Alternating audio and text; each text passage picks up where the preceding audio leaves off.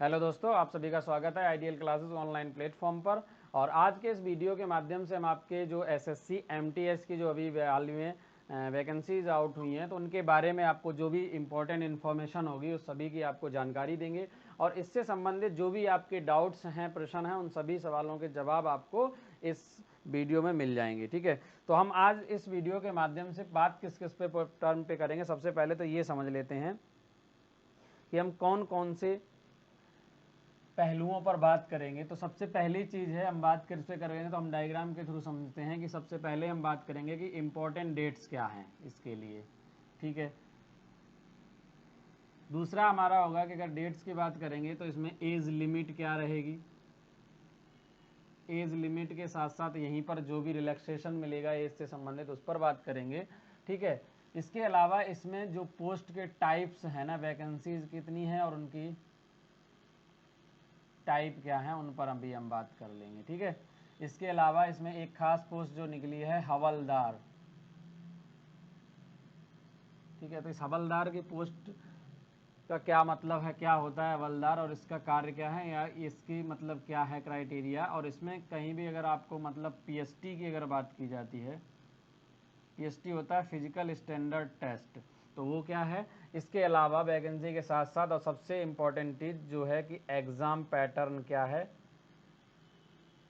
ठीक है, इन पहलुओं पर हम आज के वीडियो में बात करेंगे। ठीक है, यानी कि हमारा जो आज का जो वीडियो होगा वो किन किन पॉइंट्स पे हम बात करेंगे, चर्चा का विषय क्या होगा। तो एक तो होगा कि इंपॉर्टेंट डेट्स, क्या क्या डेट रहने वाली, कब से एप्लीकेशन फॉर्म फिल किए जाएंगे, कब लास्ट डेट है, उन सभी पे बात करेंगे। दूसरा, एज लिमिट क्या है, वैकेंसीज कितनी है, किस टाइप की वैकेंसीज हैं, उसमें हवलदार की पोस्ट के लिए क्या क्राइटेरिया है, कि पीएसटी का कितना है यानी फिजिकल स्टैंडर्ड टेस्ट क्या है, उसके अलावा एग्ज़ाम पैटर्न क्या है, इस पर हम बात करेंगे। इन पहलुओं पर आज हम बात करेंगे। ठीक है, तो चलिए स्टार्ट करते हैं सीधे अपने वीडियो को और समझते हैं कि इम्पॉर्टेंट डेट क्या है। तो जैसा कि आपको पता है कि एसएससी के अंदर अगर हम बात करें तो 3 तरह की जॉब निकलती हैं, आपको पहले से पता होता है। एक है 10th लेवल। ठीक है, ठीक है, क्लास 10 से होता है, जो 10th लेवल होता है तो ये है, वो होता है, इसे एमटीएस भी कहते हैं, मल्टीटास्किंग स्टाफ। और दूसरा होता है सीएचएसएल, सीएचएसएल। ठीक है, और ये क्या होता है, कॉम्बाइंड हायर सेकेंडरी लेवल होता है। और एक होता है सीजीएल, ये ग्रेजुएट लेवल होता है। तो ये 3 तरह की यानी क्या करता है, वैकेंसीज को एसएससी जो थ्रू निकाली जाती हैं, जो डायरेक्ट टीम है उसमें क्या होता है, 10th लेवल पे निकालता है, 12th लेवल पे और ग्रेजुएशन लेवल पे निकालता है। ये जो वैकेंसी है तो आपको पता ही है कि जब एमटीएस है इसका मतलब ये 10th लेवल की है। तो एजुकेशनल क्वालिफिकेशन की अगर हम बात करें तो डायरेक्ट की है कि जो 10th पास हैं या उसके समकक्ष की बात करते हैं तो वो यहाँ पर है। अब हम बात करेंगे सीधे इंपॉर्टेंट डेट्स पे। ठीक है, क्या है इंपॉर्टेंट डेट। अगर हम कहें एप्लीकेशन स्टार्ट कब से हो रहा है, तो जो एप्लीकेशन स्टार्ट हो रहा है, ठीक है, एप्लीकेशन स्टार्ट जो डेट है वो कौन सी है, 22/3/2022 से स्टार्ट हो चुके हैं। ठीक है, अगर हम लास्ट डेट की बात करें, इसकी लास्ट डेट क्या है इस फॉर्म को फिल करने की, तो वो है 30 अप्रैल 2022। क्लियर है बात। लास्ट डेट जो है वो कितनी है, 30 अप्रैल है, यानी इस डेट तक आपको क्या करना पड़ेगा, फॉर्म सबमिट करना पड़ेगा। ठीक है, उसके बाद फिर पेमेंट की बात कर लेते हैं। फीस पेमेंट,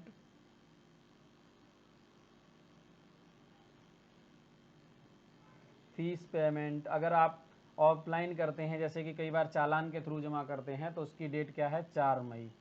अगर डायरेक्ट ऑनलाइन करेंगे तो उसी दिन हो जाती, जो फॉर्म अगर आपने फिल किया उसी डेट में, तो ये 2022 तक आपके पास चांस है। यानी कि आपको 22 तारीख से, ये जो है आज कितनी होगी, 27, तो यानी कि फॉर्म जो है वो ऑलरेडी स्टार्ट हो चुके हैं। तो इसके स्टार्ट कब दें, 22 तारीख से, लास्ट डेट है इसकी 30 अप्रैल, तो उससे पहले ही फॉर्म को फिल कर देना। अब बात करते हैं कि इसमें एज लिमिट क्या है। तो देखो, एज लिमिट की अगर बात करें तो वैसे तो मिनिमम जो एज है वो 18 ईयर है, 18 साल। अब ये 18 साल का क्राइटेरिया कैसे देखा जाएगा, वैसे जन हमेशा जो जुलाई से काउंट करते हैं, लेकिन इस बार का रूल दिया कि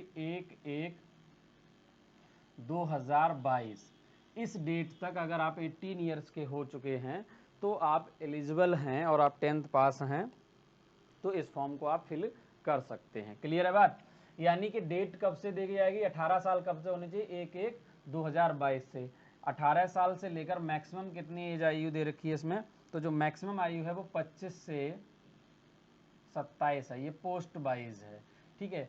अब यहाँ पर एज रिलैक्सेशन भी है, तो वो एज रिलैक्सेशन क्या है, अगर हम SC ST की बात करें तो कितना है, लगभग यानी 10 साल है, और OBC के लिए कितना जाएगा, 3 साल। SC के लिए 5 है और ST के लिए 10 है, और OBC के लिए 3 साल का यहाँ पर एज रिलैक्सेशन भी है, छूट भी है, ठीक है। तो वो नोटिफिकेशन में अगर आप देखेंगे, और वैकेंसीज की बात करें तो 2 तरह की वैकेंसी हैं।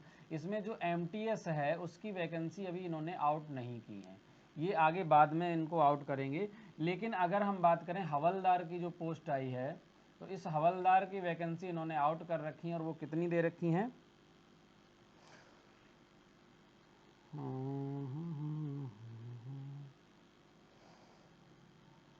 एक मिनट, हवलदार की 3300 कुछ वैकेंसीज हैं।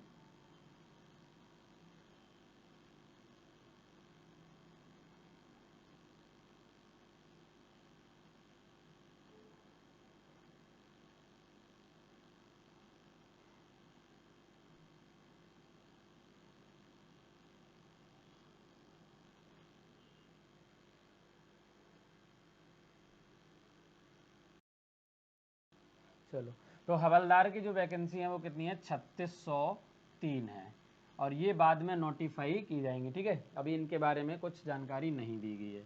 अगर मैं हवलदार की बात करूं तो हवलदार जो है ये क्या होता है, ये सेंट्रल की ही जॉब है इसके अंदर। अब ये किसके डिपार्टमेंट कहते हैं, ये डिपार्टमेंट होता है इसका CBIC। अब ये CBIC क्या होता है, central board of indirect taxes and customs. और इस डिपार्टमेंट के अंदर ही क्या है, ये कस्टम वाला डिपार्टमेंट होता है। आपको काम तो पता ही है, इनडायरेक्ट टैक्सेस या कस्टम वाले होते हैं, उनका काम क्या होता है, जैसे रेड डालते हैं तो उनका ये काम होता है। तो वो क्या करते हैं, रेड के दौरान ये लगभग अगर हम देखा जाए तो ये हवलदार जो है वो वही है, यानी अगर हम कह सकते हैं कांस्टेबल के समकक्ष है, ठीक है। जैसे कि अगर पुलिस में है, पुलिस में क्या होता है, जो कांस्टेबल की जॉब होती है, तो वैसे ही क्या करते हैं, जब भी CBIC डिपार्टमेंट के द्वारा जब रेड डाली जाती है, इनके विभाग द्वारा, इनकम टैक्स ऑफिसर या जो भी जाते हैं, तो वो क्या करते हैं, वो पुलिस को ना ले जाकर इन्हीं हवलदार को लेकर जाते हैं, ये हवलदार उनके साथ में रेड डालने के लिए जाते हैं। तो ठीक है, ये होता है CBIC के अंदर ही एक पोस्ट है, और इसके लिए एजुकेशन क्वालिफिकेशन वही है, 10th क्लास यहाँ भी मांगी गई है, वो पास होनी चाहिए, या इसके समकक्ष अगर आपके पास कोई है तो वो होना चाहिए, ठीक है।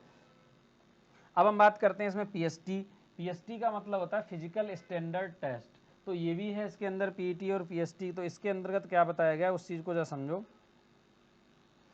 ठीक है। अगर हम PST की बात करें तो इसमें 2 क्राइटेरिया हम सेट कर लेते हैं, एक तो कर लेते हैं मेल के लिए, और दूसरा हम कर लेते हैं फीमेल के लिए। दोनों के लिए अलग अलग है, तो मेल के लिए क्या है क्राइटेरिया और फीमेल के लिए क्या है, जरा समझो। पहली चीज़ तो है हाइट, ठीक है। सबसे नंबर 1 क्या है, हाइट, कि हाइट क्या होनी चाहिए, हमें ये पता होनी चाहिए। अगर हाइट की हम बात करते हैं, मेल कैंडिडेट के लिए जो हाइट चाहिए वो चाहिए 157.5 सेंटीमीटर हाइट चाहिए, ठीक है। इसके अलावा अगर हम कहें चेस्ट की बात करते हैं यहाँ मेल कैंडिडेट के लिए, तो 76 सेंटीमीटर बिना फुलाए, और जो एक्सपेंशन है यानी फुलाना है कितना, कम से कम 5 सेंटीमीटर मिनिमम फुलाव होना चाहिए। जब आप फुलाते हैं चेस्ट को तो कम से कम 5 सेंटीमीटर फुलाव होना चाहिए, ठीक है। उसके अलावा अगर फीमेल कैंडिडेट की बात करें तो फीमेल कैंडिडेट की जो हाइट है वो हाइट कितनी डिमांड की गई, फीमेल कैंडिडेट की जो हाइट है वो होनी चाहिए 152 यानी 152 सेंटीमीटर, ठीक है। इसके अलावा इनके चेस्ट मेजरमेंट नहीं होता है, यहाँ पर इनका वेट मेजरमेंट होगा, ठीक है। तो वो कितना होना चाहिए, वो होना चाहिए 48 kg, ठीक है, 48 kg।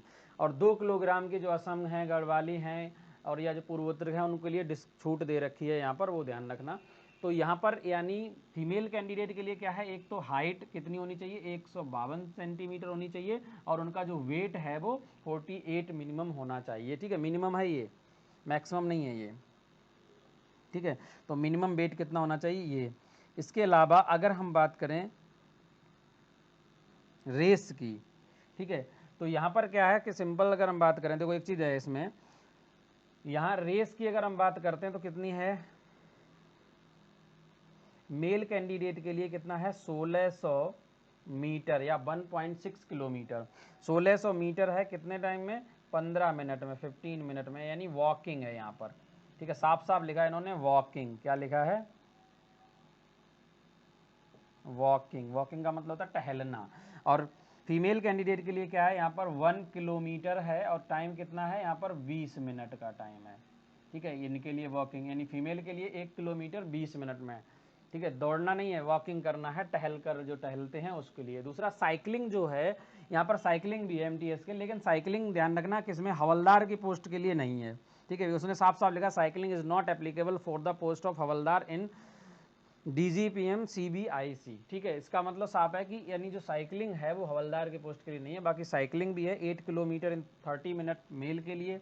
यहाँ साइकिलिंग कितनी है, साइकिलिंग का मतलब होता है साइकिल चलाना, 8 किलोमीटर है मेल के लिए 30 मिनट में, और फीमेल के लिए है 3 किलोमीटर 25 मिनट में, 3 किलोमीटर 25 मिनट में, ठीक है, ये साइकिलिंग है। क्लियर है बात।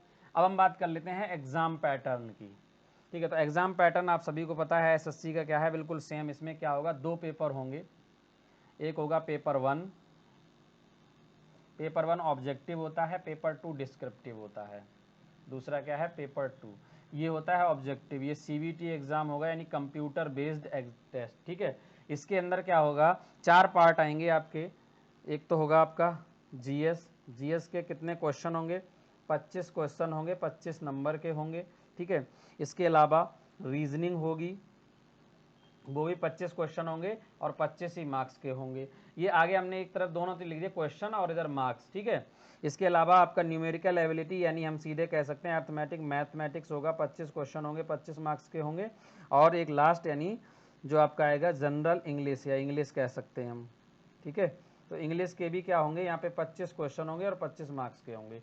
ओवरऑल मिला के अगर हम देखें तो यहाँ पे 100 क्वेश्चन आएंगे और 100 मार्क्स के होंगे, 100 मार्क्स के होंगे, ठीक है।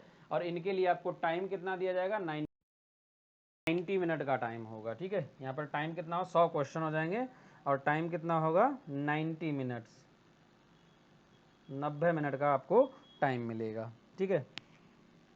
तो ये तो है एग्जाम पैटर्न, यानी। और दूसरा ये क्या होता है, ये डिस्क्रिप्टिव पेपर है, डिस्क्रिप्टिव है। और इसमें क्या होगा, इस ये 50 यानी मैक्सिमम मार्क्स कितना होता है, 50 का होता है। इसके अंदर 2 पार्ट होते हैं, एक तो ऐसे होता है, दूसरा लेटर राइटिंग होता है। तो वो दोनों 25 + 25 मार्क्स का होता है। ये टोटल ओवरऑल कितना हो जाएगा, 50 मार्क्स का होगा, ये बात ध्यान रखना। तो ये पेपर 2 हो जाएगा। तो पेपर 1 पेपर 2, ठीक है। ये है एसएससी एमटीएस और इनका सिलेबस, ठीक है, ये चीज़ ध्यान रखना। तो ये है आपका एग्ज़ाम पैटर्न इस बेस पे। और बाकी इसका डिटेल में जो सिलेबस है वो हम आपको अपलोड कर देंगे, सिलेबस के बारे में ही बता देंगे, एक एक पॉइंट को समझा देंगे।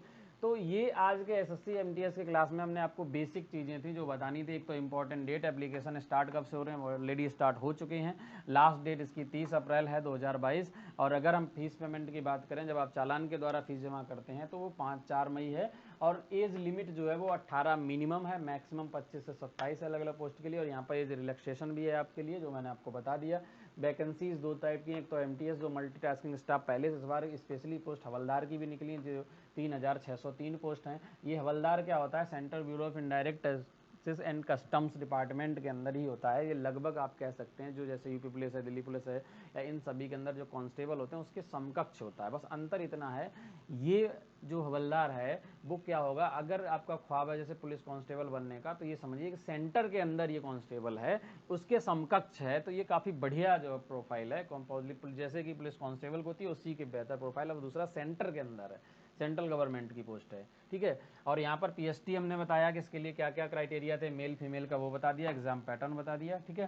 तो आई होप आपको काफ़ी हेल्पफुल रहा होगा ये वीडियो। और आगे की क्लासेस के लिए ऐसे ही हमारे चैनल को सब्सक्राइब करें, वीडियो को लाइक एंड शेयर करें। Thank you.